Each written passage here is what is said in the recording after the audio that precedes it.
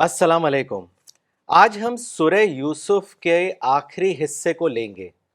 इस सूरह में कहानी को बयान नहीं किया गया है, बल्कि एक लॉ ऑफ नेचर को बताया गया है कि हर इंसान इस स्टोरी को रिपीट कर सकता है अगर वो उसकी कंडीशंस को पूरा करे। पिछले 3 सेशंस में हमने प्रॉफिट यूसुफ की ज़िंदगी से जाना कि हमें क्या करना चाहिए और क्या नहीं। तो चलिए आज सूरह यूसुफ के आखिरी सेशन की चर्चा करते हैं डॉक्टर सानिया स्टैन खान साहब के साथ। अस्सलाम वालेकुम डॉक्टर साहब, कैसे हैं आप? वालेकुम सलाम। सब ठीक है, आप सुनाएं अल्हम्दुलिल्लाह कैसे मिजाज है? जी। डॉक्टर साहब, पिछले सेशन में हम उस मोड़ पर पहुंचे कि प्रॉफिट यूसुफ ने अपने 10 सौतेले भाइयों को कहा कि आप अपने अगले विज़िट में बिन्यामीन को लेकर आएं, और अगर आप बिन्यामीन को लेकर नहीं आए तो ये समझा जाएगा कि आपने झूठ कहा। तो फिर अगला सफ़र दोबारा से होता है। वो 10 भाई बिन्यामीन, जो प्रॉफिट यूसुफ के सगे भाई थे, उनको लेकर मिस्र पहुंचते हैं। उन्होंने जब गल्ला लिया और जब कनान वापस जाने का वक्त आया तो प्रॉफिट यूसुफ ने मोहब्बत की वजह से उनके सामान में, बिन्यामीन के सामान में, अपना पीने का प्याला यानी ड्रिंकिंग कप को सामान में डाल दिया। तो उसके बाद की कहानी हम चाहेंगे कि आप बताएं कि क्या हुआ। बिस्मिल्लाहिर्रहमानिर्रहीम।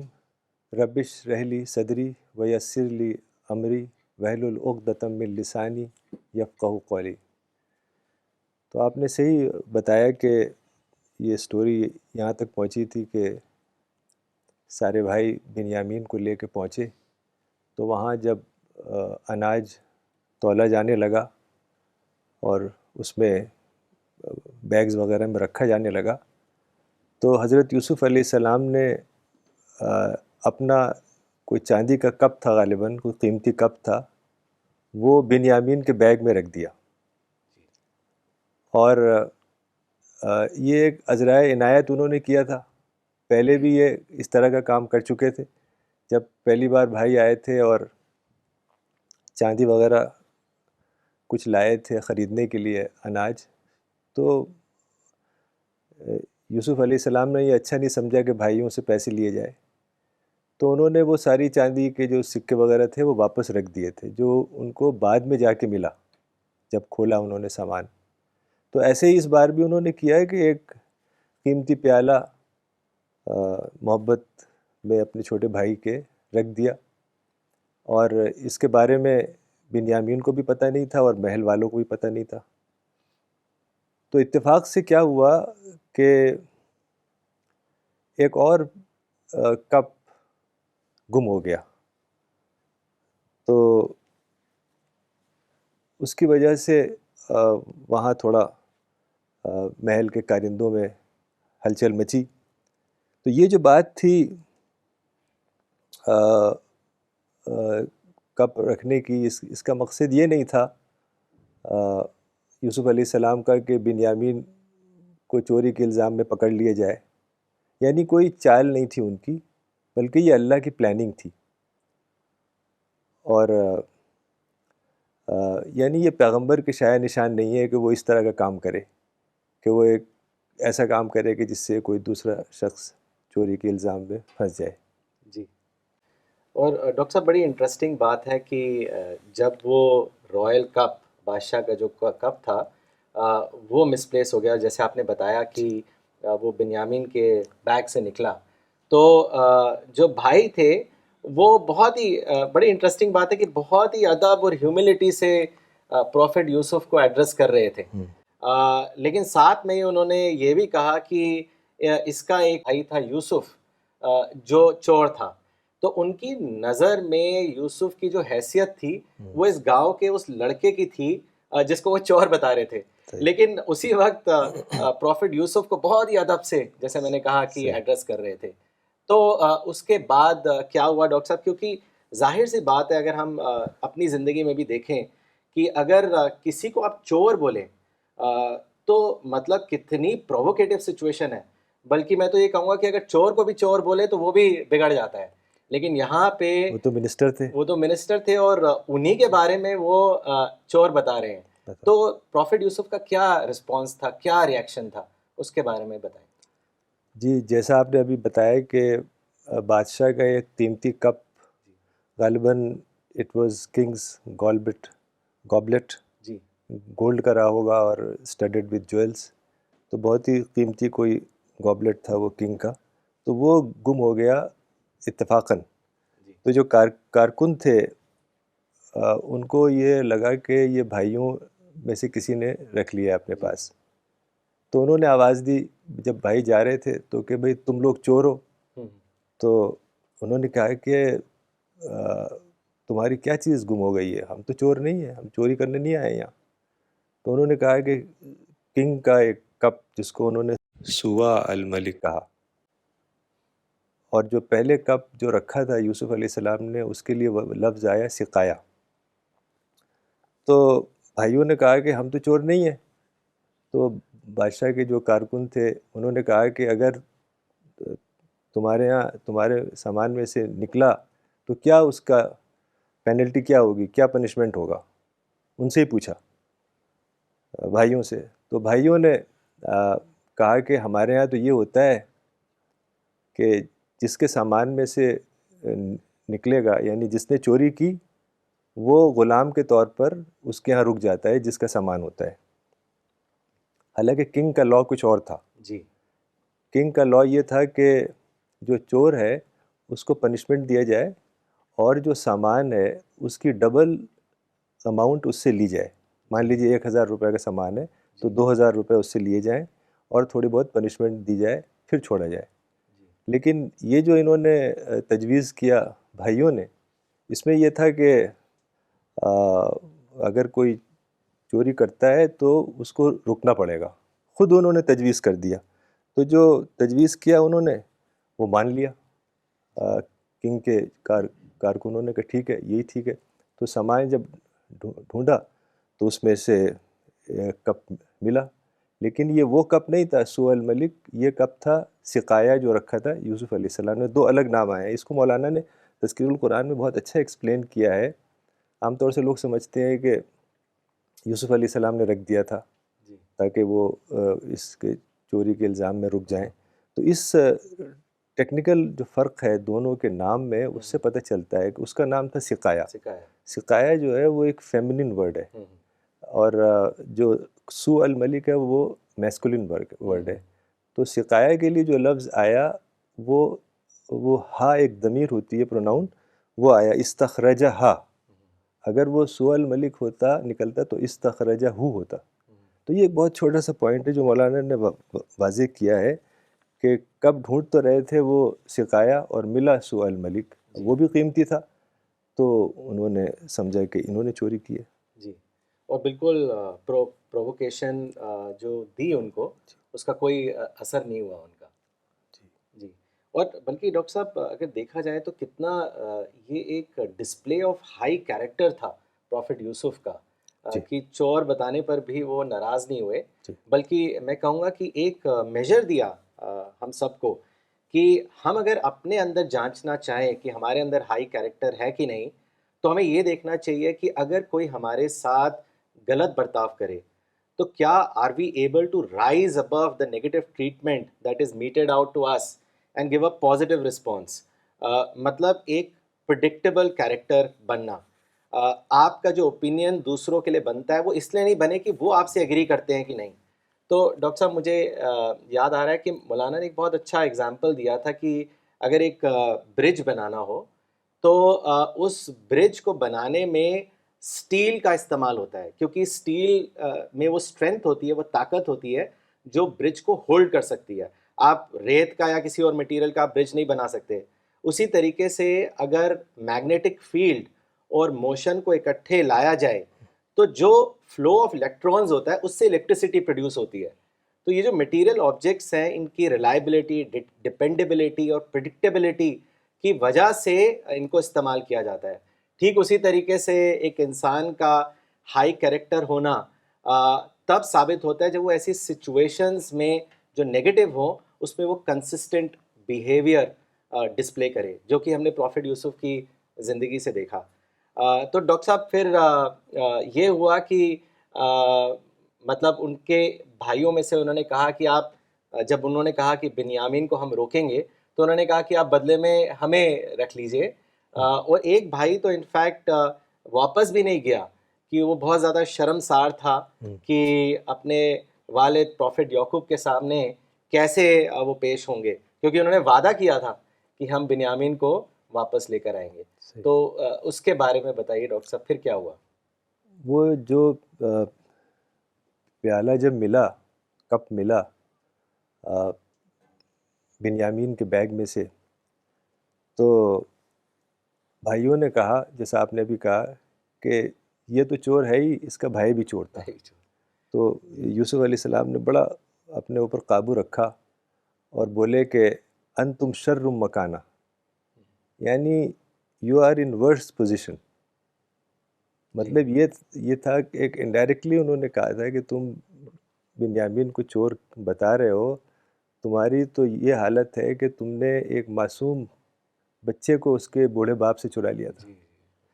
تو یہ یعنی کتنے انڈائریکٹلی اور سٹل انداز میں انہوں نے بات کی.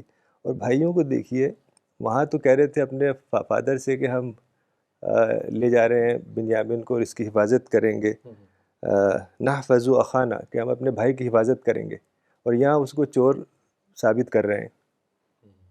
یعنی ان کو کہنا چاہیے تھا، انہیں ڈیفینڈ کرنا چاہیے تھا کہ بھئی اگر کسی کے سامان میں سے کسی کے بیگ میں سے کوئی سامان ملا ہے تو اس کا مطلب چور تھوڑی ہے وہ.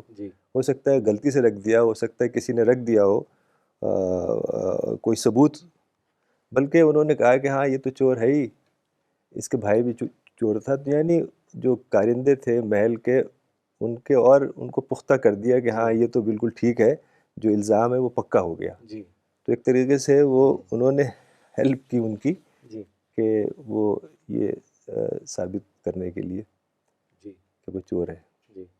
اور ڈاکٹر صاحب جب واپس گھر گئے ہوں گے اور اپنے والد صاحب پروفٹ یعقوب کو بتایا ہوگا کہ بنیامین کو چوری کے الزام میں حراست میں لے لیا گیا ہے، تو کتنا شوق ہوئے ہوں گے، ان کا دل ٹوٹ گیا ہوگا. وہ اس بات کو جانتے تھے کہ بنیامین کچھ بھی ہو سکتا ہے لیکن چوری نہیں کر سکتا. تو کیا ہوا ڈاکٹر صاحب اس کے بعد؟ ان کا کیا ریاکشن تھا پروفٹ یعقوب کا، اس کے بارے میں بتائیں. ہاں، جیسا آپ نے پہلے ابھی بتایا بھی کہ ایک بھائی تو وہیں رک گیا. اب وہ بھائی جو تھا وہ ہی was one of the elder brothers. دو جو بڑے بھائی تھے، سب سے بڑے دو بھائی، ایک کا نام روبن آتا ہے، ایک کا نام یہودا آتا ہے. تو یہ دونوں سافٹ کارنر تھا ان کا. بچپن سے شروع میں جب یہ لوگ ارادہ کر رہے تھے کہ یوسف کو ڈال دیں کنویں میں یا مار دیں یا قتل ہی کر دیں، تو اس نے کہا تھا، اسی بھائی نے کہا تھا کہ بھئی قتل مت کرو، کسی کنویں میں ڈال دو، ہو سکتا ہے کہ کوئی قافلہ آ کے لے جائے. تو اسی نے کہا کہ بھئی اب میں واپس نہیں جا سکتا، اب میں جاؤں گا نہیں واپس، میں مصر میں رہوں گا، میرے اندر ہمت نہیں ہے کہ اپنے فادر کو چہرہ دکھاؤں اپنا. تو پھر خیر سارے بھائی نکلے، واپس گئے اور جا کے بتایا یعقوب علیہ السلام کو کہ تمہارے بیٹے نے چوری کی ہے، چوری کے الزام میں وہ اس کو روک لیا ہے. تو حضرت یعقوب علیہ السلام نے جب یہ دردناک بات سنی تو انہیں یقین نہیں آیا. وہ جانتے تھے اپنے بیٹے کو، خاص طور سے بنیامین کو، کہ بہت ہی شریف انسان تھا، وہ بہت ہی شریف بچہ تھا، وہ کیسے ایسا کر سکتا ہے. لیکن بھائیوں نے بڑا یقین دلایا کہ آپ جو ہم ساتھ جو کیرواں ہمیں ساتھ گئے تھے، ہم جن لوگوں کے ساتھ ہم آئے ہیں ان سے پوچھ لیجئے. لیکن کوئی بات مانی نہیں انہوں نے. ان کو پورا یقین تھا کہ یہ کوئی نہ کوئی اس کے اندر ان لوگوں کی چال ہے. جی، بلکہ ڈاکٹر صاحب اگر دیکھا جائے کہ کتنا زیادہ صبر کرنا پڑا ہوگا پروفٹ یعقوب کو. اگر اس کو خود پر لے کر سوچے کہ اگر آپ کی سب سے عظیم چیز آپ سے لے لی جائے تو کتنا مشکل ہے. لیکن پروفٹ یعقوب نے جو ایگزیمپلری یہ صبر دکھایا، اس کو قرآن میں بھی سویٹ پیشنس کہا گیا ہے. تو میں چاہوں گا کہ آپ سب کو بتائیں کہ یہ سویٹ پیشنس کے کیا معنی ہیں، اس کو واضح کریں. یعقوب علیہ السلام نے تو مانی نہیں بات ان کی جو انہوں نے بھائیوں نے آ کے بتائی، بلکہ کہا انہوں نے قال بل سولت لکم انفسکم امرا، کہ تم نے اپنے دل سے ایک بات بنا لی ہے. تمہارے جو نفس ہے اس نے ایک بات بنا لی ہے اور کہا کہ فصبر جمیل، سویٹ پیشنس. جی یعنی sweet patience is a form of patience in which one complains to God alone and not to other human beings. یعنی صرف اللہ سے وہ اپنی تکلیف کو بیان کرتا ہے. اور اسی کو حدیث میں کہا گیا ہے مناجات، یعنی یناجی ربہ، کہ وہ اپنے رب سے ہم کلام ہوتا ہے وسپر کے انداز میں.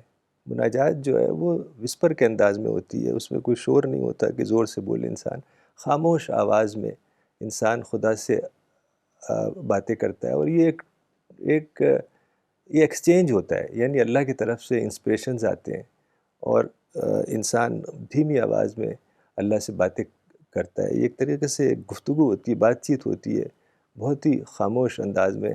اور قرآن میں اس کو کہا گیا ہے، حضرت زکریا کی دعا کے اندر یہ بات آئی ہے، جی اذ نادا ربہ نداءً خفیہ، کہ اس نے اپنے رب کو بڑی دھیمی آواز میں، لو وائس میں پکارا. تو یہ جو لو وائس ہے، یہی دراصل وہ ہے طریقہ، یعنی کہ جس میں آپ خدا سے قریب ہوتے ہیں اور خدا سے جڑ جاتے ہیں. اور پھر بولے قال انما اشکو بسی و حزنی الی اللہ، کہ میں اپنی پریشانی اور اپنے غم کی شکایت صرف اللہ سے کرتا ہوں. ماشاء تو اس طرح سے یعنی کبھی بھی یہ صبر جمیل جو ہے، سویٹ پیشنس، یہ ایک طریقے سے کبھی بھی کوئی کرائسس ہو، کوئی پریشانی ہو، تو اللہ سے پر امید رہنا چاہیے. اور یہ جو خدا کا نظریہ ہے اسلام میں کہ وہ خالق ہے، وہ مالک ہے، وہ ہر آن ہمیں دیکھ رہا ہے، ہمیں سن رہا ہے، ہماری دعا قبول کرتا ہے، تو یہ ایک ایسا کانسیپٹ ہے اللہ تعالیٰ کا، خدا کا کانسیپٹ، کہ اس سے انسان نا امید نہیں ہوتا ہے اور ڈپریشن میں نہیں جاتا. جی بہت اچھی بات بتائی ڈاکٹر صاحب آپ نے. مطلب انسان کے اندر اتنی ہائی تھنکنگ ہو کہ اگر کوئی ایسی سچویشن پیش آئے جو ایک سیٹ بیک والی سچویشن ہو، جس میں آپ بہت بڑی مشکل میں پڑ جائیں، تو آپ اس کو اللہ کے کھانے میں ڈال دیں.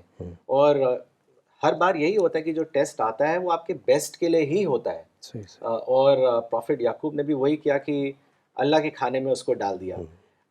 ڈاکٹر صاحب لیکن ان کا اتنا زیادہ یوسف ان کے بیٹے اور بنیامین سے اتنا زیادہ پیار تھا، دونوں بیٹوں کو اب کھو چکے تھے، تو کہانی میں آتا ہے کہ وہ اتنا زیادہ روئے کہ ان کی آنکھوں کی روشنی چلی گئی. تو اس کے بارے میں بتائیں، اس موڑ کے بارے میں بتائیں. ہاں، لیکن انہوں نے امید نہیں کھوئی. جی تکلیف تو ہوئی بہت، لیکن انہوں نے کہا کہ مجھے امید ہے کہ اللہ تعالیٰ مجھے ان سب کو واپس لے آئے گا. اور پھر بھائیوں سے تو الگ ہو گئے اور بولے یا اسفا علی یوسف، ہائے یوسف، بہت ہی تکلیف میں اور غم کے انداز میں کہا کہ یا اسفا علی یوسف، ہائے یوسف. اور قرآن میں آتا ہے وَبْيَضَّتْ عَيْنَاهُ مِنَ الْحُزْنِ، کہ ان کی آنکھیں سفید ہو گئیں.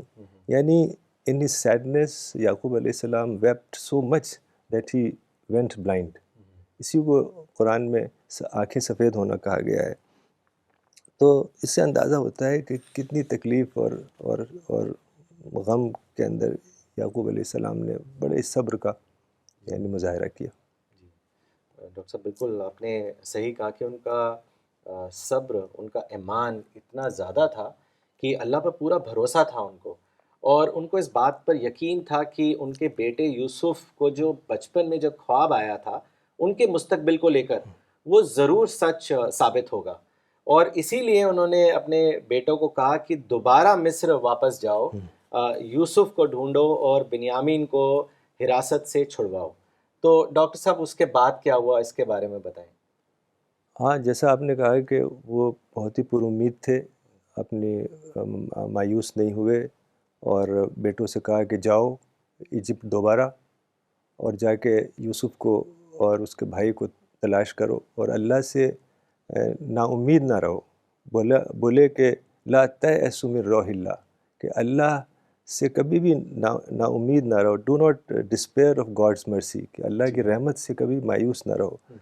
تو یہ اس سے پتہ چلتا ہے کہ انسان کو کبھی بھی کیسے بھی حالات ہو جائیں مایوس نہیں ہونا چاہیے, چونکہ خدا کی رحمت اتنی زیادہ ہے کہ وہ ہر آن ہماری دعا قبول کرنے کے لیے تیار ہے. تو جو ہمیں سبق ملتا ہے یعقوب علیہ السلام اور یوسف علیہ السلام کے واقعے میں, کہ کبھی بھی نگیٹو نہیں ہوئے یہ دونوں, جی اور بہت ہی پازیٹیو رہے. حالانکہ اتنی تکلیف سے گزرے, بس اللہ کی طرف رخ کیا انہوں نے. اور جیسا ابھی میں نے بتایا تھا کہ لوگوں کی طرف رخ کرنے کے بجائے خدا کی طرف رخ کرنا. یعنی جو بھی تکلیف انسان کی ہے وہ ایک تو ہے کہ لوگوں سے بیان کریں جیسا آج کل لوگ بیان کرتے رہتے ہیں, بلکہ خدا کی طرف انسان کو رخ کرنا چاہیے. کوئی بھی تکلیف ہے, کوئی بھی پریشانی ہے, تو یہی ہمیں بہت زبردست ایک سبق ملتا ہے. جی ڈاکٹر صاحب, یہ بہت ہی امپورٹنٹ آپ نے بات بتائی, کیونکہ اکثر ہم یہ لوگ دیکھتے ہیں کہ دنیا میں لوگ اکثر بیان کرتے ہیں کہ تکلیفوں کا پہاڑ ٹوٹ گیا ہے میرے اوپر, میرے ساتھ ہی کیوں. لیکن آپ نے ایک بہت امپورٹنٹ, بہت ہوپ فل ورڈس بتائی, ڈونٹ ڈسپیئر آف گاڈز مرسی. تو میں چاہوں گا کہ اس کو آپ تھوڑا اور کھل کے سب کو بتائیں کہ کیا مطلب ہے, کیا معنی ہے, کیا اس میں سے ہمیں لیسن ملتا ہے, اس کے بارے میں بتائیں ڈاکٹر صاحب. دراصل دنیا میں کوئی بھی ایسی پریشانی نہیں ہے کہ جس سے جو امکانات اللہ تعالیٰ نے رکھے ہیں وہ ختم ہو جائیں. کہ کوئی بھی پریشانی, جیسے آپ نے کہا کہ پہاڑ ٹوٹ جائے کسی کے اوپر, تو بھی امکانات باقی رہتے ہیں. اب آپ تو بزنس ورلڈ سے تعلق ہے, کتنے جو بڑے بڑے لوگ ہیں, بل گیٹس اور یہ سب لوگ, ان کی جو ہسٹری پڑھیں تو بہت زیادہ سیٹ بیکس اور فیلئر سے یہ لوگ آگے آئے ہیں. تو اسلام میں یہ ہے کہ کبھی بھی مایوس نہیں ہونا چاہیے اللہ کی رحمت سے. تو جو اعلیٰ صلاحیتیں اللہ نے دی ہیں انسان کو, وہ اس کا ایک طریقے سے انڈر ایسٹیمیشن ہے کہ کوئی تکلیف ہو جائے تو آدمی مایوس ہو جائے. تو وہ اعلیٰ صلاحیتیں ہیں اللہ تعالیٰ نے ہمیں عطا کی ہیں, تو اس سے انشاءاللہ حالات بہت جلدی بدلتے ہیں. اسی لیے آپ دیکھیے کہ اسلام میں سوئسائڈ حرام ہے. جی, کہ سوئسائڈ نہیں کر سکتا کوئی شخص, یعنی یہ بالکل حرام ہے. اس کی وجہ یہ ہے کہ انسان چاہتا ہے کہ جو مسائل ہیں فوری اس سے چھٹکارا مل جائے, سوسائڈ کر لے. لیکن جو بڑا مسئلہ ہے وہ تو ایٹرنل مسئلہ ہے. جی, یعنی اس نے سوسائڈ کر لی اور ایٹرنل ایک مسئلے سے دوچار ہونے کا معاملہ آ گیا اس کے لیے. اسی لیے قرآن میں آتا ہے فَإِنَّ مَعَ الْعُسْرِ يُسْرًا إِنَّ مَعَ الْعُسْرِ يُسْرًا, کہ مشکل کے ساتھ آسانی ہے, مشکل کے ساتھ آسانی ہے. یہ جب آیت اتری, یہ جب آیت نازل ہوئی, تو رسول اللہ نے بہت اچھی بات بتائی کہ اب شروع کہا کہ خوشخبری ہے. اور اصل میں ایک عربک جو ہے اس لینگویج کا ایک اصول ہے کہ اگر کوئی ورڈ ال کے ساتھ آئے گا تو وہ ایک شمار ہوگا, چاہے 2 بار آئے وہ, اور اگر بنا ال کے آئے گا تو وہ 2 شمار ہوگا. اگر اس میں 2 بار اصل میں عسر آیا ہے اور یسر آیا ہے, ایز اور ڈیفیکلٹی. تو جو عسر ہے وہ ڈیفیکلٹی ہے, وہ ال کے ساتھ آیا ہے, نکرہ اور معرفہ کہا جاتا ہے اس کو.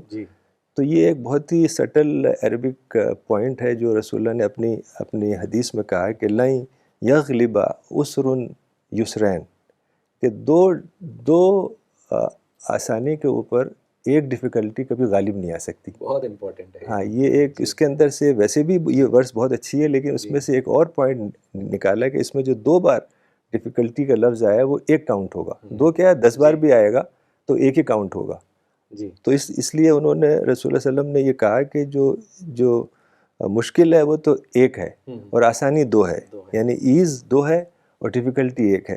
تو اس طریقے سے اس کو اور پر امید بنا دیا.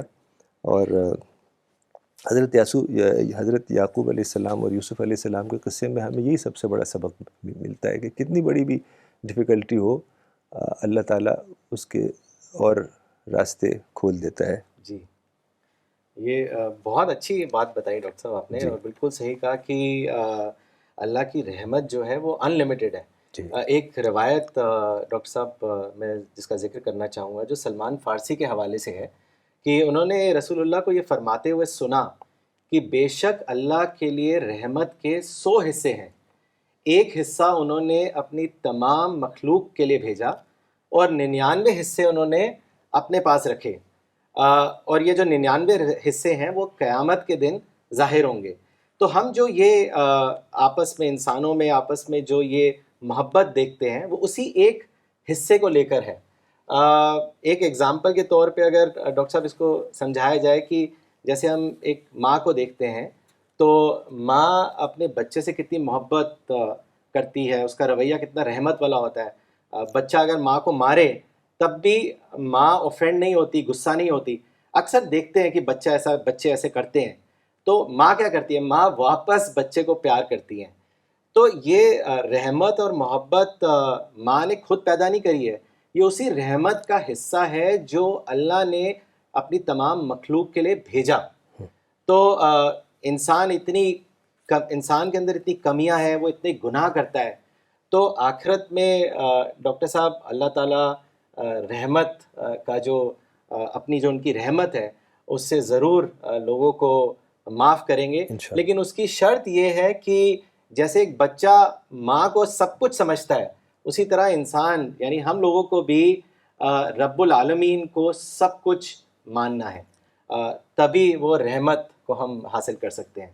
تو ڈاکٹر صاحب کہانی کو آگے بڑھاتے ہیں۔ پھر ڈاکٹر صاحب یہ ہوا کہ بھائی جو ہیں وہ واپس پروفٹ یوسف کے پاس گئے اور وہ بہت زیادہ ان کو ریکویسٹ کرنے لگے کہ آپ بنیامین کو چھوڑ دیں، کیونکہ جو ہمارے والد صاحب ہیں وہ بہت زیادہ غمگین ہو چکے ہیں۔ تو پھر کیا ہوا ڈاکٹر صاحب، اس کے بارے میں بتائیں۔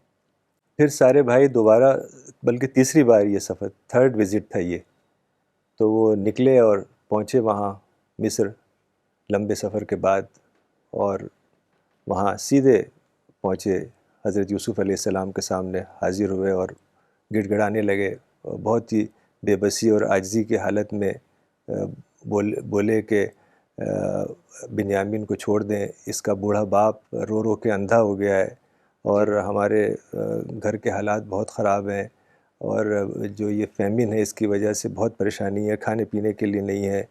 اور کہا کہ اے نیک شہزادے ہمارے اوپر صدقہ کریے، وتصدق علینا وتصدق علینا، کہ صدقہ کریں، اور جو لوگ صدقہ کرتے ہیں ان کو اللہ ریوارڈ دیتا ہے۔ یعنی ان کے پاس پیسے بھی نہیں تھے اس بار، چونکہ حالات بہت خراب ہو گئے تھے۔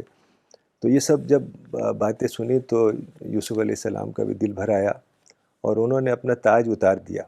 جی، تو جب تاج اتارا تو وہ پہچان گئے، سچائی سامنے آ گئی۔ ہاں وہ پہچان گئے کہ یہ یوسف ہیں۔ جی جی۔ لیکن یہ ڈاکٹر صاحب جیسے کہانی سے ہم یہ جانتے ہیں کہ سچائی سامنے آ گئی، انہوں نے اپنی آئیڈینٹی کو جو ہے ریویل کر دیا۔ اگر وہ چاہتے تو بدلہ لے سکتے تھے، کیونکہ ان کے ساتھ جو انہوں نے مطلب جو بیہیویئر کیا تھا وہ ایکسٹریم پرووکیٹیو تھا، لیکن انہوں نے اپنے بھائیوں کو معاف کر دیا۔ تو ڈاکٹر صاحب اس کے آگے کہانی کیسے بڑھی، اس کے آگے کا حصہ کیا ہے، اس کے بارے میں بتائیں۔ ہاں، جب بھائیوں کو پتہ چلا کہ یہ یوسف ہے تو وہ حیران ہو گئے، اور وہ بولے کہ کیا تم ہی یوسف ہو؟ تو انہوں نے کہا ہاں میں یوسف ہوں۔ قال انا یوسف وہذا اخی، میں یوسف ہوں اور یہ میرا بھائی ہے، یعنی بنیامین کی طرف کہا۔ قد من اللہ علینا، اللہ تعالیٰ نے ہمارے اوپر بڑا فضل کیا۔ تو بھائی سارے حیران ہو گئے، اور بہت ہی انہوں نے بھی کہا کہ انہوں نے بھی اعتراف کیا، ایکنالج کیا کہ قالوا تاللہ لقد آثرک اللہ علینا، کہ خدا کی قسم اللہ نے آپ کو ہم سے بہت اونچا اٹھا دیا، اور کہا کہ انا کننا لخاطئین، کہ ہم ہی قصوروار تھے، ہم ہی گناہ گار تھے۔ تو حضرت یوسف علیہ السلام نے بہت ہی شرافت کا معاملہ کیا، اور ابن کثیر میں، سیرت ابن کثیر میں تھوڑا واقعہ اور آیا ہے، اس میں لکھا ہے کہ یوسف علیہ السلام نے کہا کہ آج میں تم کو جو یہ تم نے غلطی کی، آج کے بعد پھر کبھی ریمائنڈ نہیں کروں گا، کبھی اس بات کو یاد نہیں دلاؤں گا، اور کہا کہ کبھی تم سے ناراض نہیں ہوں گا، اور کبھی تم کو ڈانٹوں گا نہیں، بلکہ تمہارے لیے دعا کرتا ہوں کہ اللہ تم کو معاف کرے۔ اور تمہاری پردہ پوشی کرے اور تم کو بخش دے. مطلب یہ ایک دائی کا کردار ہے کہ ڈفرینسز تو ہو ہی جاتے ہیں، لیکن دائی جو ہے وہ ون سائیڈڈ یک طرفہ طور پر معاف کر دیتا ہے، وہ کبھی ذکر نہیں کرتا. رسول اللہ صلی اللہ علیہ وسلم نے بھی یہی کیا جی کہ جب مکہ والے آئے سامنے، جب فتح مکہ ہوئی تو یہی لفظ بولے وہ کہ میں تم کو معاف کرتا ہوں جیسے یوسف نے اپنے بھائیوں کو معاف کیا تھا. تو یہ ہے ایک پیغمبر کا کردار، ایک دائی کا کردار. ڈاکٹر صاحب بہت ہی یہ امپورٹنٹ بات ہے. انفیکٹ فارگیونیس کو لوگ ٹھیک سے سمجھ نہیں پاتے، جبکہ سب سے بڑی حکمت ہے. مولانا وحید الدین خان صاحب اس کو اتنا ایمفسائز کرتے تھے. وہ کہتے تھے کہ اگر آپ معاف کر دیں تو امیجیٹلی آپ ڈسٹریکشن سے بچ جائیں گے. آپ جو ہے ایک پرابلم، جو ایک سائیکل آف چین ریاکشنز ہوتا ہے وہ ختم ہو جائے گی، اور آپ کا جو وقت ہے وہ ضائع ہونے سے بچ جائے گا. مطلب وہ کہتے تھے ڈاکٹر صاحب کہ it's an instant solution like a full stop. لیکن اگر آپ ریونج والی فیلنگ میں رہیں تو وہ it is like a comma. So it maintains your positive frame of mind and it makes you creative. تو فارگیونیس واقعی میں بہت بڑی ایک حکمت بھی ہے اور سنت بھی. ڈاکٹر صاحب اس کے بعد پھر یہ ہوا کہ پروفٹ یوسف نے اپنے بھائیوں کو اپنی قمیض دی اور یہ کہا کہ اسے لے جا کر اپنے والد صاحب پروفٹ یعقوب کے چہرے پر اس کو رکھ دینا، اس سے ان کی آنکھوں کی روشنی واپس آ جائے گی. اور پھر یہ بھی کہا کہ ان کو دونوں پیرنٹس کو اور اپنے بھائیوں کو لے کر مصر واپس آنا. تو اس کے بارے میں بتائیں ڈاکٹر صاحب، پھر کیا ہوا؟ ہاں، پھر یوسف علیہ السلام نے اپنی شرٹ دی جیسے آپ نے کہا کہ یہ لے جاؤ اور میرے فادر کی آنکھ سے اس کو ٹچ کرنا، ان کی آئی سائٹ واپس آ جائے گی. جی تو سارے بھائی بڑے خوش واپس نکلے اور یہ بھی کہا کہ سب تم پوری فیملی جتنے بھی لوگ ہو سب ایجپٹ آ جاؤ اور یہیں ہمارے ساتھ رہو. تو یہ سب بڑے خوش ہو کے نکلے اور پہنچے.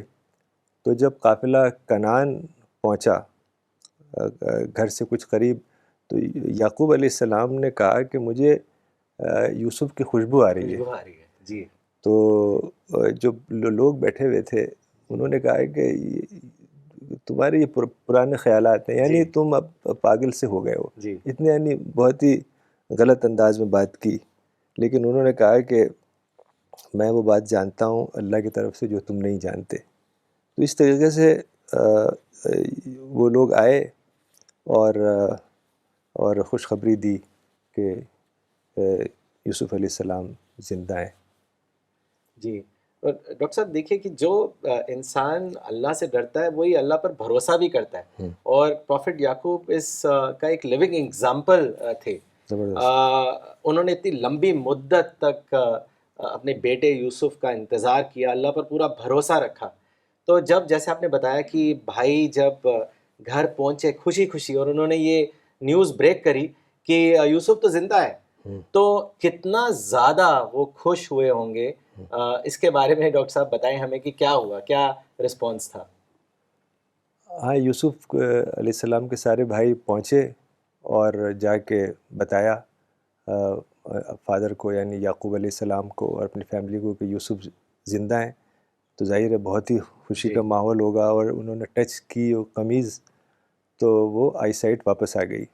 تو جو بھائی قمیض لے کے آیا تھا یہ بھی وہی بھائی ہے، بڑا والا بھائی جس کا نام روبن یا یہودا آتا ہے، جو تھوڑا سافٹ کارنر تھا یوسف علیہ السلام کے. تو سارے بھائی شرم سے سر جھکا لیا انہوں نے اور بولے کہ ہم ہی خطاوار ہیں. تو یعقوب علیہ السلام نے بھی بہت ہی نرمی کا معاملہ کیا اور بھائیوں نے کہا کہ آپ اللہ سے دعا کریے ہماری معافی کے لیے، فارگیونیس کے لیے. تو انہوں نے کہا میں ضرور کروں گا اللہ سے دعا. تو بہت ہی یعنی یعقوب علیہ السلام نے بہت ہی شریفانہ، کوئی لفظ نہیں بولے، کوئی ڈانٹا نہیں، کوئی کچھ نہیں کہا، بلکہ یہی کہا کہ میں تمہارے لیے دعا کروں گا کہ اللہ تمہاری غلطیوں کو معاف کرے. بہت ہی اچھا ان کا ماشاء اللہ. کریکٹر جی نظر آتا ہے اس واقعے میں. جی. اور ڈاکٹر صاحب یہ بھی آتا ہے ہسٹری میں کہ روایت میں آتا ہے کہ پروفٹ یوسف کے وقت پوری فیملی وہاں مصر میں شفٹ ہو گئی اور اگلے 500 سال تک ہوں، آنر اور ڈگنیٹی کے ساتھ رہی. بلکہ بائبل میں آتا ہے کہ جو ٹوٹل نمبرز تھے فیملی کے وہ قریب 67 تھے ہوں، جو ٹریول کر کے واپس گئے. صحیح ہے. تو ڈاکٹر صاحب یہ بتائیے it must have been a great reunion یونین کہ ایبسولوٹلی. پیرنٹس پوری فیملی کے ساتھ اتنے بڑے پریوار کے ساتھ جی واپس مصر جاتے ہیں جی. پروفٹ یوسف سے ملتے ہیں. تو اس ری یونین کے بارے میں بھی بتائیں ہم سب کو. ہاں پھر وہ سارے بھائی اور ساری فیملی جیسا آپ نے بتایا 67 بائبل میں آیا ہے. ہاں 70 کے قریب 70 کے آتا ہے. جی جی. یہی وہ لوگ تھے جو بعد میں بنی اسرائیل کہلائے، ہوں. چونکہ یعقوب علیہ السلام کا ایک نام اسرائیل بھی تھا، جی تو اسی کی وجہ سے ان کو چلڈرن آف اسرائیل کہا جاتا ہے. جی تو یہی لوگ پھر یعنی جوز جی بنے، یہ بنی اسرائیل بنے. تو یہ لوگ سارے بڑے لمبے سفر میں 70 کے قریب لوگ نکلے اور پہنچے وہاں. تو وہاں جا کے انہوں نے دیکھا کہ یوسف علیہ السلام کی جو شان و شوکت تھی، ان کو اندازہ ہو گیا کہ کتنی زیادہ بڑے مقام پہ پہنچ گئے. اور جب یوسف علیہ السلام ملے تو گلے لگا لیا اپنے پیرنٹس کو، اور بہت ہی اچھے انداز میں کہا کہ قال ادخلوا مصر انشاء اللہ آمنین، کہ مصر میں آئیے، ویلکم ٹو مصر and live here with peace and tranquillity. مجھے یاد آتا ہے کہ جب ہم ایجپٹ گئے تھے جی مولانا کے ساتھ، تو مجھے یاد ہے کہ جب ہم ایئرپورٹ میں داخل ہوئے، جیسے جہاز سے جیسے نکلتے ہیں نا، تو وہاں انہوں نے یہی لکھا ہوا تھا، یہی لائن اچھا. کہ ادخلوا مصر انشاء اللہ آمنین، جی welcome to Egypt and live with peace here. Live peace. تو جی یہ قرآن میں بھی آیا ہے. اور پھر اس طریقے سے ظاہر ہے کہ بہت ہی خوشی کا ماحول ہوگا جی جی جی کہ جو یعقوب علیہ السلام سالوں سے جی کتنی تکلیف میں تھے، اور یوسف علیہ السلام کو دیکھا ہوگا اور ان کی شان و شوکت اور سب چیز دیکھ کے بہت ہی خوش ہوئے ہوں گے. جی جی. بہت ہی زبردست سین رہا ہوگا ڈاکٹر جی صاحب. اگر ہم ویژولائز کریں تو ایک بہت تھرلنگ ہوں، فیلنگ ہوتی ہے کہ وہ اپنے پیرنٹس سے ملتے ہیں اور پھر ان کو بڑے تخت پہ بیٹھاتے ہیں ہوں، اور ان کو یاد دلاتے ہیں اس خواب کے بارے میں جب پروفٹ یوسف جب بچے تھے اور انہوں نے اپنے والد صاحب کو اس خواب کے بارے میں بتایا. جی جی. تو ڈاکٹر صاحب اس حصے کے بارے میں بھی ہم سب کو بتائیں. ہاں پھر ایسا لگتا ہے کہ کوئی پیرنٹس کے آنر میں کوئی فنکشن کیا ہوگا جی محل میں، تو تخت پہ جو تھرون ہے اس پہ بیٹھایا ہوگا پیرنٹس کو. تو وہاں پر کوئی ایسی روایت ہوگی، جب کنگ آتا ہوگا یا کوئی ایسا فنکشن ہوتا جی ہوگا تو سارے لوگ سجدے میں گر جاتے ہوں گے. تو جب ایسا ہوا تو سارے بھائی سجدے میں گر گئے. تو تو یوسف علیہ السلام نے یاد دلایا اپنے فادر کو، یعقوب علیہ السلام کو، کہ یہ وہی خواب جو مجھے اللہ تعالیٰ نے دکھایا تھا بچپن میں، اب وہ جا کے پورا ہوا. قد جعل ربی حقا، کہ یہ خواب اب سچا ہو گیا. تو یہ جو اس میں آیا کہ سارے بھائی سجدے میں گر گئے، تو خواب میں تھا کہ 11 کوکبن، کہ 11 ستارے اور سورج اور چاند سب سجدہ کر رہے ہیں. تو 11 ستارے تو یہی بھائی تھے اور پیرنٹس تھے سورج اور چاند. تو یہاں ایک حدیث بھی ہے، سجدہ اسلام میں سجدہ تو جائز نہیں ہے. جی تو ایک صحابی تھے حضرت معاذ رضی اللہ عنہ، وہ گئے تھے شام یعنی سیریا. سیریا. سیریا اس جی زمانے میں بہت بڑا ہوتا تھا. تو وہ شام گئے تھے، تو جب واپس آئے تو آ کے پروفٹ کو سجدہ کیا انہوں نے. ہوں. تو رسول اللہ نے کہا کہ بھئی یہ تم کیا کر رہے ہو، سجدہ تو جائز نہیں ہے. تو انہوں نے کہا کہ میں نے دیکھا وہاں سیریا میں، شام میں، کہ لوگ اپنے بزرگوں کو، اپنے بڑوں کو سجدہ کرتے ہیں. تو میں نے سوچا کہ آپ سے زیادہ کون اس کا مستحق ہے. جی تو میں نے سجدہ کیا. تو رسول اللہ نے کہا نہیں، سجدہ نہیں کر سکتے. بلکہ ایک بات اور کہی کہ اگر سجدہ جائز ہوتا تو میں عورتوں سے کہتا کہ اپنے ہسبینڈ کو سجدہ کریں، اچھا. چونکہ جی ان کا اتنا بڑا ہاں حق ہے. جی تو اس طریقے سے یہ خواب کی تعبیر بھی یہاں پوری ہو جاتی ہے، جی اور بہت ہی آنر اور بہت ہی عزت اپنے پیرنٹس کو دی یوسف علیہ السلام نے۔ جی ڈاکٹر صاحب، آخری سوال آج کے سیشن کا میں آپ سے پوچھنا چاہوں گا کہ پھر سٹوری کنکلوڈ ہوتی ہے کہ پروفٹ یوسف بہت ہی ایک پروفاؤنڈ دعا کرتے ہیں اللہ تعالیٰ سے، اور سارا کریڈٹ اپنی اچیومنٹس کا، اپنے سکسیس کا اللہ پر ڈال دیتے ہیں۔ تو میں چاہوں گا کہ اس دعا کے بارے میں آپ ہم سب کو بتائیں۔ ہاں، جیسا آپ نے کہا ہے کہ جو سٹوری ہے جب کنکلوڈ ہوتی ہے تو بہت ہی گہری دعا کی انہوں نے، اور سارا جو کریڈٹ ہے وہ اللہ کو دیا۔ بہت ہی اچھے انداز میں کہا کہ اللہ نے مجھ پر احسان کیا کہ میں جیل میں تھا اور مجھے جیل سے رہائی دلوائی، اور کہا کہ پیرنٹس سے کہا کہ آپ سب کو اللہ یہاں لے آیا، ایجپٹ میں گاؤں سے ایک شہر میں لے آیا، اور کہا کہ بھائیوں کو شیطان نے بہکا دیا تھا، اللہ نے اس کو اس شر سے ہمیں بچا لیا اور ملوا دیا، اور جو کنویں کی مصیبت تھی، کنویں میں چلے گئے تھے، پھر جیل میں چلے گئے، تو ان مصیبتوں کو انہوں نے کہا کہ ان ربی لطیف لما یشاء، کہ یعنی یہ میرے رب کی بڑی لطیف، بڑی سٹل تدبیریں تھیں جس کے ذریعے سے وہ کوئی اور بڑی پلاننگ ہمارے لیے کر رہا تھا۔ یعنی ہر چیز میں پازیٹیو سوچ، ہر چیز میں انہوں نے کوئی نیگیٹو بات نہیں کہی، اور کہا کہ میرے رب نے مجھ کو حکومت میں حصہ دیا، اقتدار دیا، اور کہا کہ تو اور اللہ نے مجھے خواب کی تعبیر کرنا سکھائی، انٹرپریٹ کرنا سکھایا، یعنی ہر چیز کا کریڈٹ اللہ تعالیٰ کو دیا، اور کہا کہ اے زمین و آسمان کے بنانے والے، دنیا اور آخرت دونوں جگہ تو ہمارا کارساز ہے اور مددگار ہے، مجھے اپنی فرما برداری کی حالت میں موت دے اور نیک بندوں میں شامل فرما۔ تو حضرت یوسف علیہ السلام کا جو یہ قصہ ہے اور یہ دعا خاص طور سے، اس میں اتنا گہری باتیں ہیں کہ سارا کریڈٹ انہوں نے اللہ تعالیٰ کو دیا، حالانکہ اپنی خود صلاحیتیں بھی انسان کی ہوتی ہیں، لیکن ہر چیز کا کریڈٹ اللہ کو دیا کہ تو نے ہمیں تخت دیا، تو نے ہمیں اقتدار دیا، تو نے بھائیوں کو یکجا کر دیا، اور پیرنٹس کو ہمارے یہاں لے آیا، اور خوابوں کی تعبیر ہمیں سکھائی، یعنی ہر چیز کو انہوں نے اللہ تعالیٰ کے خانے میں ڈالا۔ اور جو یہ قصہ ہے جیسا اب یہاں یہ ختم ہوتا ہے، بہت ہی اس کے اندر سبق آموز باتیں ہیں کہ انسان جو بھی اس دنیا میں مشکلات سے گزرتا ہے وہ اللہ کی کوئی پلاننگ ہوتی ہے، کوئی ایسا نہیں ہے کہ کوئی ایسی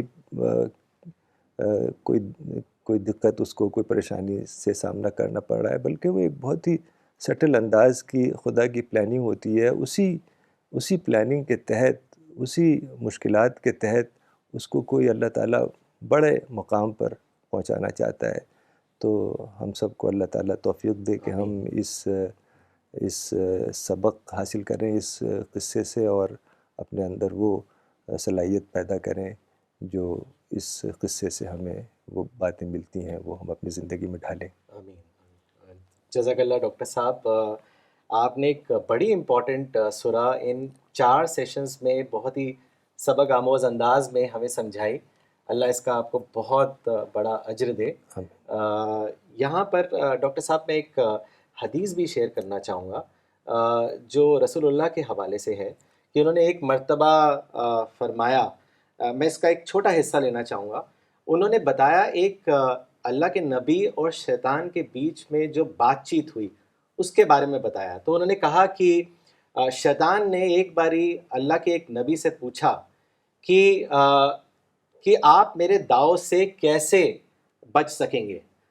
تو اللہ کے نبی نے کہا کہ جب تیری آہٹ بھی مجھے آ جاتی ہے تو میں اللہ سے پناہ مانگ لیتا ہوں۔ تو جب شیطان نے سنا تو اس نے کہا کہ آپ نے صحیح فرمایا، آپ اس کے بعد میرے فندے میں نہیں پھنس سکتے۔ تو پھر اللہ کے نبی نے اس شیطان سے پوچھا اور کہا کہ اب تو بتا کہ تو آدم کی اولاد پر کیسے غالب ہوتا ہے۔ آپ سب لوگ غور فرمائیں، یہ بہت ہی امپورٹنٹ بات ہے۔ اور اس کو ہمیشہ یاد رکھیے، شیطان نے کہا کہ میں آدم کی اولاد کو اس کے غصے اور خواہش کے وقت دبوچ لیتا ہوں۔ اس کا مطلب یہ ہے کہ جب ایک انسان غصہ کرتا ہے یا وہ اپنے ڈیزائرز اور خواہشوں میں مبتلا ہوتا ہے، اسی وقت شیطان اس کو بہکا دیتا ہے۔ اگر ہم پروفٹ یوسف کی زندگی میں دیکھیں تو یہ دونوں صورتیں ہی ان کی زندگی میں آئیں۔ ایک طرف زلیخا کی ایول ٹیمپٹیشن تھی، اور دوسری طرف ان کے بھائیوں نے ان کے لیے کڑی مشکلیں کھڑی کر دی تھی۔ تو غصہ اور ڈیزائر دونوں بہت ہی برتر لیول پر ان کے سامنے پیش آئیں۔ اگر آپ سوچیں کہ کتنی مشکل چیز ہوگی کہ اگر آپ کے خود بھائی آپ کو مارنے کی پلاننگ کریں، آپ کو آپ کے پیرنٹس سے جدا کر دیں، پھر آپ جس گھر میں آپ ایمانداری سے کام کرتے ہیں اس گھر میں آپ کے اوپر جھوٹا الزام لگا کر آپ کو کئی برس تک جیل میں ڈال دیا جائے، اور یہ سب اس کے باوجود کہ آپ اللہ کے نبی ہیں، آپ کے باپ بھی اللہ کے نبی ہیں، یہاں تک کہ آپ کے دادا یعنی پروفٹ ابراہیم وہ بھی اللہ کے نبی ہیں۔ لیکن پروفٹ یوسف نے کیا کیا؟ ہم نے ڈاکٹر صاحب کے 4 سیشن سے اس کو جانا کہ انہوں نے صبر کیا اور اللہ پر پورا بھروسہ کیا۔ تو یاد رکھیے اس دنیا میں آپ کے ساتھ بھی ٹیسٹ ہوگا، آپ کے ساتھ انجسٹس ہوگی، آپ کے ساتھ مشکلیں پیش آئیں گی، اور آپ کا صبر کا سخت امتحان لیا جائے گا۔ اس وقت آپ پروفٹ یوسف کی یہ سچی کہانی کو لے کر سوچنا اور وہی رسپانس دینا جو پروفٹ یوسف نے دیا، مطلب صبر اور اللہ پر پورا بھروسہ۔ تو ان 4 سیشن سے آپ جان گئے ہوں گے کہ کیوں پروفٹ یوسف کی کہانی کو احسن القصص بتایا گیا ہے۔ وہ اس لیے کیونکہ اس میں ہم سب کے لیے اس دنیا میں اور آخرت میں کامیابی کا راز بتایا گیا ہے۔ اگر آپ اللہ پر صبر کریں، اللہ پر پورا بھروسہ رکھیں، تو یقیناً اس دنیا میں بھی اور آخرت میں بھی آپ کو کامیابی حاصل ہوگی۔ اس کے ساتھ یہ 4 سیشن کی سیریز ہم یہاں پہ ختم کرتے ہیں۔ ہم پھر لوٹیں گے اگلے سنڈے 10:30 بجے۔ Thank you.